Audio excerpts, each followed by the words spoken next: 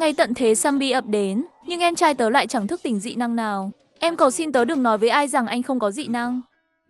Anh sẽ bị bỏ rơi mất. Chỉ có đội trưởng Tạ làm chỗ dựa, không có dị năng cũng chẳng sao. Thế là cả đội đều nghĩ người có dị năng không gian và chữa lành là em trai tớ. Con tớ chỉ là đồ vô dụng không dị năng. Đội trưởng Tạ cũng bắt đầu ghét tớ. Cậu không có dị năng, chỉ kéo chân chúng tôi thôi. Em trai cậu mới là người đội cần. Sau đó, chúng tớ gặp phải làn sóng zombie. Tớ bị đẩy ra làm mồi cho zombie luôn. Nhưng khi tỉnh lại, tớ phát hiện mình biến thành hoàng đế zombie. Còn có thêm dị năng kiểm soát tinh thần. Nhìn đám đàn em zombie đông nghịt trước mặt, tớ chỉ vào ảnh đội viên, các em. Nhớ kỹ nhé. Thế là cắn chết chúng nó luôn. Hôm đó khi hành quân, anh Trần phụ trách kho bỗng gọi chúng tớ lại. Đồ ăn và nước còn lại không nhiều, chỉ đủ cho 4 người thôi. Nói xong, anh liếc tớ một cái. Trước tận thế anh đã không ưa tớ, giờ càng ghét tớ ra mặt. Anh nhân cơ hội đề nghị với đội trưởng Tạ.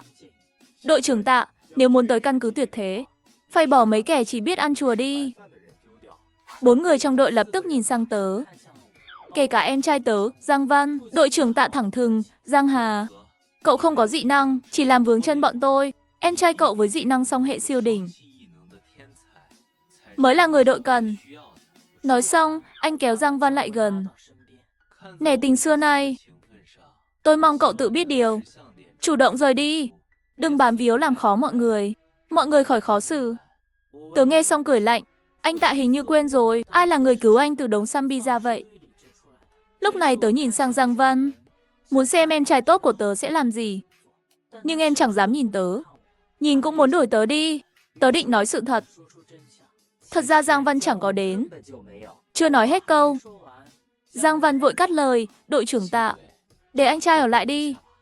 Anh ấy là người thường, rời đội sẽ chết mất. Chia nửa phần đồ của em cho anh ấy là được. Đội trưởng Tạ gật đầu đồng ý, rồi lại liếc tới đây khinh khỉnh. Thôi thì miễn cưỡng giữ cậu lại vậy.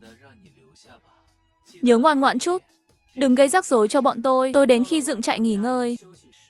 Giang Văn lén tìm gặp tớ. Anh, em xin anh đừng nói với mọi người. Nếu họ biết em không có dị năng, chắc chắn sẽ đuổi em khỏi đội. Dù Giang Văn là người thân duy nhất còn lại của tớ, nhưng tớ chẳng còn tin em nữa. Thế nếu anh bị đuổi thì sao nổi hả? Mạng anh chẳng phải mạng sao? Giang Văn, anh thất vọng về em quá. Giang Văn khóc lóc xin lỗi tớ. Anh, em xin lỗi. Là em sai. Em có lỗi với anh. Tiếng khóc của em làm mọi người chạy tới. Anh Trần trừng mắt nhìn tớ. Sợ tớ làm gì bất lợi cho Giang Văn. Anh, cho em chút thời gian được không? Em sẽ nói rõ với mọi người. Tối đa 3 ngày thôi. Không thì đừng trách anh không nhận em là em trai. Giang Văn vội cảm ơn, rồi kéo anh Trần đi mất. Tớ nằm trong túi ngủ, đột nhiên nhớ lại bao chuyện cũ. Hồi đó tớ và anh Tạ là bạn cùng phòng, cũng là một cặp đôi giấu mặt. Nhưng chẳng bao lâu sau, zombie xuất hiện. Lúc đó anh Tạ bị thương nặng, ngất xỉu, bị kẹt trong lớp học. Tớ vừa kịp thức tỉnh dị năng không gian và chữa lành. Dùng dị năng cứu anh ấy ra, chữa lành vết thương. Vì tình hình căng thẳng, tớ giao anh Tạ cho Giang Văn, rồi đi cứu người khác. Kết quả anh Tạ tỉnh lại tưởng Giang Văn cứu mình. Điều làm tớ khó chịu hơn là Giang Văn lại nhận vơ công lao của tớ. Lúc đó tớ muốn nói rõ sự thật, nhưng Giang Văn quỳ xin tớ. Anh, em không có dị năng, em sẽ bị bỏ rơi mất. Chỉ có đội trưởng Tạ làm chỗ dựa, không dị năng cũng chẳng sao. Tớ mềm lòng đồng ý. Không ngờ Giang Văn lợi dụng để thân thiết với anh Tạ, làm anh ấy ngày càng lạnh nhạt với tớ. Tớ chỉ biết âm thầm chịu đựng. Đến lần này mới bùng nổ. Sáng hôm sau thức dậy, anh Trần gọi tớ. Hôm nay mày đi tìm đồ với bọn tao, đừng suốt ngày ăn chùa. Giang Văn cũng đi theo, nhưng né sau lưng anh Trần, chẳng dám nhìn tớ. Thật ra anh Trần thấm thích Giang Văn từ lâu. Giờ anh Tạ đi tìm thuốc và vũ khí, Giang Văn chỉ còn biết dựa vào anh Trần. Khi lên đường, tớ không ngờ lại gặp đám zombie lớn. Tớ thấy không ổn, quay người định chạy, nhưng anh Trần đẩy tớ ngã. Cõng Giang Văn chạy biến. Quả nhiên là cái bẫy. Chúng muốn hại tớ. Tớ kịp phản ứng, nhưng đã bị đám zombie nhấn chìm. Tuy nhiên khi tỉnh lại, tớ chỉ thấy toàn thân ê ẩm. Nhiều zombie lảng vảng quanh tớ, nhưng chẳng con nào dám tới gần. Tớ bị zombie cắn, nhưng hình như chẳng biến đổi gì. Tớ muốn tìm cái gương xem thử. Vừa nghĩ tới đó, Một con zombie to cao bước tới. Nó đưa tớ một cái gương. Tớ ngập ngừng một lúc, rồi nhận lấy từ tay nó. Nó vui lắm, còn nghe được tiếng lòng của nó. Sếp nhận cái gương tớ tìm rồi. Tớ đúng là đàn em xịn. Tớ ngạc nhiên tột độ. Vậy giờ tớ là sếp của đám zombie sao? Tức là hoàng đế zombie luôn hả? Từ đó tớ chẳng còn sợ zombie nữa. Dù gì chúng cũng là đàn em của tớ mà. Không chỉ vậy, tớ còn thức tỉnh thêm dị năng mới. Chỉ cần bị tớ nhìn thấy, đều bị tớ kiểm soát tinh thần hết. Tớ lập tức nhớ tới hai kẻ hại chết mình. Giận dữ gọi đám đàn em zombie gần đó. Tớ lôi ảnh chụp chung của chúng ra cho xem. Đàn em, nhớ kỹ nhé, thấy là cắn chết luôn.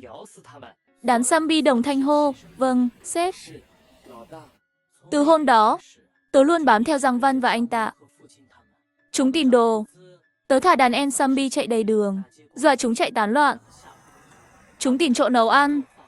Tớ đợi cơm chín, rồi cho zombie chặn cửa hang. Ngủ thì khỏi phải nói. Chúng vừa muốn chợp mắt, xung quanh lập tức có zombie lượn lờ. Dưới sự chăm sóc của tớ, Giang Văn và mấy người kia như gặp ma. Đi đâu cũng sợ xanh mặt. Chưa hết đâu, tớ còn dẫn đàn em đi đào tinh hạch từ zombie chết, không ngừng nâng cấp chúng. Cứ thế hơn nửa tháng trôi qua, Giang Văn và bọn họ cuối cùng cũng gần tới căn cứ an toàn. Nhưng trước khi vào căn cứ, tớ tặng chúng một món quà to. 10 con zombie đàn em được tớ cường hóa. Xông tới tóm gọn chúng, cuộc chiến bùng nổ ngay tức khắc. Con tớ đứng trên sân thượng xem kịch hay, muốn xem mấy tên tệ hại này đối mặt với cái chết sẽ làm gì. Chúng không làm tớ thất vọng. Đánh một cú rồi co giò chạy luôn. Chúng còn cãi nhau xem ai dẫn zombie đi, ai ở lại chặn hậu. Cuối cùng Giang Văn kéo anh Trần làm chốt chặn, đẩy anh ấy vào đám zombie. Nhưng trước khi chết, anh Trần cũng bắn một phát vào Giang Văn, làm hắn chạy chẳng nổi luôn. Còn anh Tạ thì vung ra chém đồng đội thứ tư, dẫn đám zombie qua chỗ hắn. Nhưng tớ vẫn cho đàn em đuổi theo, cắn trúng tay anh Tạ. Anh Tạ cũng gan thật, dùng dao găm chặt đứt luôn cánh tay, rồi kéo Giang Văn chạy thoát.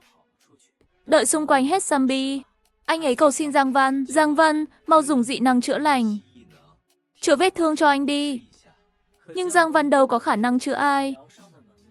Đành kiếm cớ, dị năng của em lúc đánh zombie đã hết sạch rồi, giờ không dùng được. Nhưng anh Tạ lại tưởng Giang Văn chê anh mất một tay, thành tàn phế, không muốn chữa cho mình. Thế là anh bóp cổ Giang Văn. Giờ cả đội chết hết rồi. Anh giết mày cũng chẳng ai biết. Mày dám không chữa cho anh, mày đúng là muốn chết. Trước khi bị anh Tạ bóp nghẹt thở, Giang Văn cuối cùng khai thật, em chẳng có dị năng gì cả. Người có dị năng song hệ là Giang Hà. Tiếp là anh ấy chết rồi. Anh Tạ nghe xong sốc nặng, buông tay khỏi cổ Giang Văn. Sao có thể chứ? Rõ ràng mày chữa thương cho anh mà. Giang Văn cười như điên. Anh Tạ, anh không biết đâu. Người cứu anh và cả đội khỏi trường là anh trai tốt của em, Giang Hà. Đáng tiếc anh ấy chết rồi, bị anh Trần đẩy vào đám zombie. Anh chẳng bao giờ gặp lại được nữa. Thấy thời cơ chín muồi, tớ bước thẳng ra. Giang Văn thấy tớ thì hoảng loạn ngay. Mà, nhưng anh Tạ quay lưng với tớ chẳng tin. Mày lừa anh lần một là đủ rồi, còn định lừa lần hai sao? Anh không ngu thế đâu. Tớ vỗ vai anh Tạ một cái. Anh ấy khó chịu quay lại. Khi đối mặt với tớ, anh cũng hoảng loạn. Mà, nhìn hai người có dúng lại với nhau, tớ nở nụ cười thân thiện. Em trai, anh Tạ, hai người vẫn sống nhỉ? Sao mày chưa chết? Tớ có dị năng chữa lành, sao chết được chứ? Nói xong tớ mỉa mai Giang Văn. Mày có thất vọng không hả? Tiếc là tao không phải kẻ vô dụng không dị năng như mày, chỉ biết kéo người khác làm bia đỡ để sống sót. Lúc này anh Tạ bắt đầu nịnh tớ. Giang Hà, phía trước là căn cứ an toàn thành phố Anh. Biết đâu bố mẹ cậu đang ở trong đó. Mau dẫn bọn anh vào đi. Tớ liếc anh ấy một cái. Quan hệ gì mà đòi nhờ vả? Anh nhắc chuyện này với tôi sao nổi? Chẳng phải anh đã thân với Giang Văn từ lâu rồi sao? Tôi nói vậy, anh Tạ cứng họng, chỉ biết đứng được ra. Nhưng tớ không định bỏ rơi họ. Không muốn ở đây làm mồi thì mau đi đi. Hai người tàn chứ, có chết đâu mà. Để họ sống có khi còn hữu dụng. Quan trọng hơn là tớ sẽ mượn họ để dẫn zombie vào căn cứ an toàn.